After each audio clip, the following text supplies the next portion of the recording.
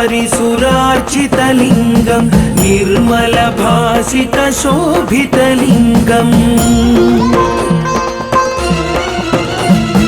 जन्मजदुःखविनाशकलिङ्गं तत्प्रणमामि सदा शिवलिङ्गं देवमुनिप्रवरार्चितलिङ्गं कामदहनकरुणाकरलिङ्गं रावणदर्पविनाशनलिङ्गं तत्प्रणमामि सदा शिवलिङ्गम्